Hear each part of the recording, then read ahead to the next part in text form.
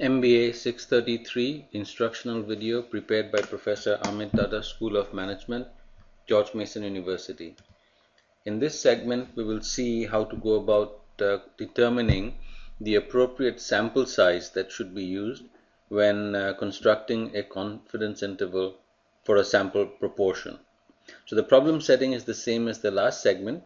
We are interested in constructing a 95% confidence interval for the proportion of people who consider television their major news source.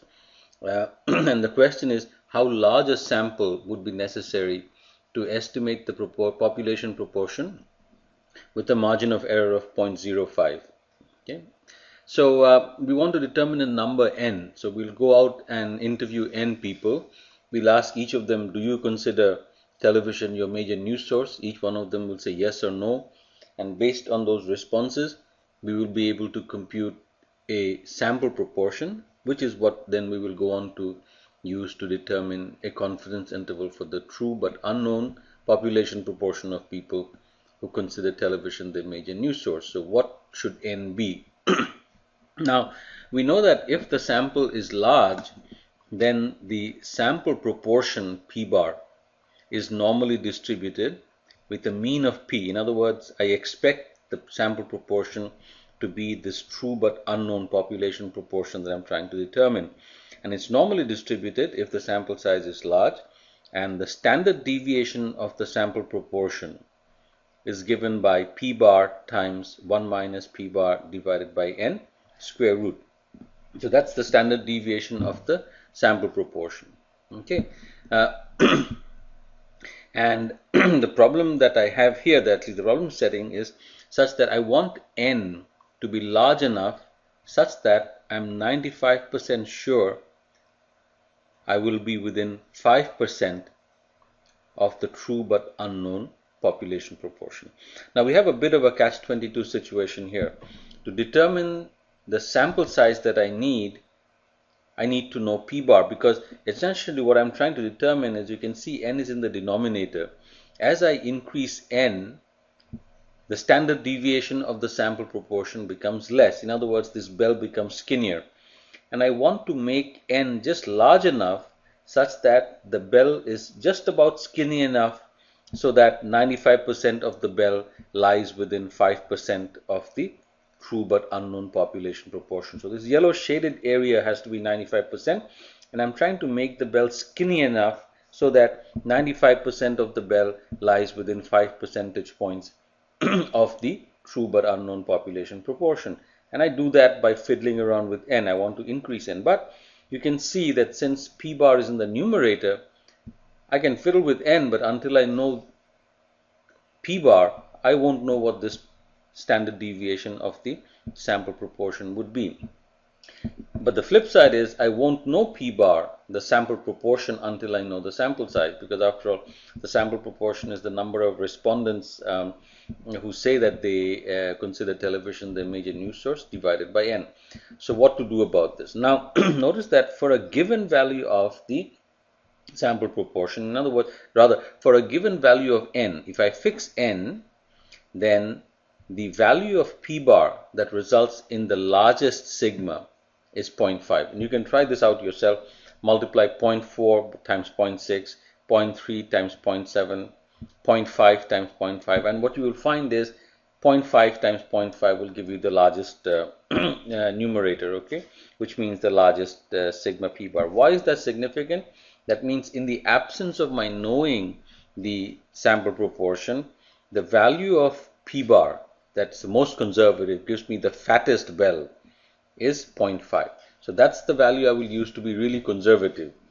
Okay, so I will assume that p bar is 0.5 and the rationale for doing that is it's the value of p bar that's the most conservative that gives me the largest value of sigma p bar for a given value of n. Alright, so now with that justified, let's see how large this margin of error needs to be in standardized form. Now, I know that norm S inverse of 0.95 plus 0.025. Why did we add these two? I want to know where this limit is, this one, the right hand side, the upper limit. And in order to get the upper limit, I have to give Excel the area to the left of this guy, all the way to the left, which means the yellow shaded portion plus the green shaded portion. Okay, so the middle yellow shaded portion is 95%. The left tail is 2.5%. So you add the two together, you get 97.5%. So I plug in 97.5% into norm S inverse and get 1.96, meaning this margin of error is 1.96 standard deviations if I want to be 95% sure.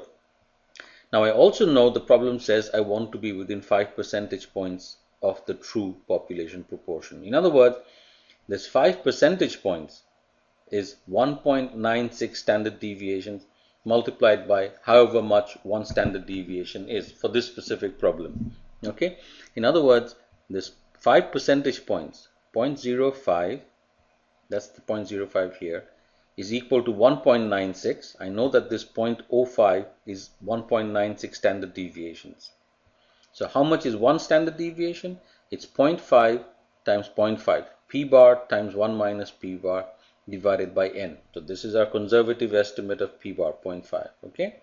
So now if you juggle n around, you square everything and take n over to the left hand side, bring the 0.05 over to the right hand side, you will get n is equal to 1.96 squared times 0.5 times 0.5 divided by 0.05 squared, which turns out to 384.16, which you round up. Since you want to be conservative, the larger the n, the skinnier the bell.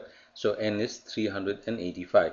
So for this particular problem, if I want to be within 5 percentage points of the true population proportion, the true but unknown population proportion, and I want to be 95% sure that I will be within that 5 percentage points, then my sample size has to be 385. Notice how I got around the problem of this catch-22 not knowing what the sample proportion would be by using a conservative estimate of p bar. I'm using a p bar that's sort of the worst case scenario that would give me the fattest bell, and once I make that assumption, I calculate my n accordingly. In other words, this n is a bit of an overestimate, but that's okay. It means I will be more conservative. I'll be more than 95% sure that I'm within the margin of the desired margin of error. So this is how you go about computing the sample size when one is constructing a confidence interval for the population proportion.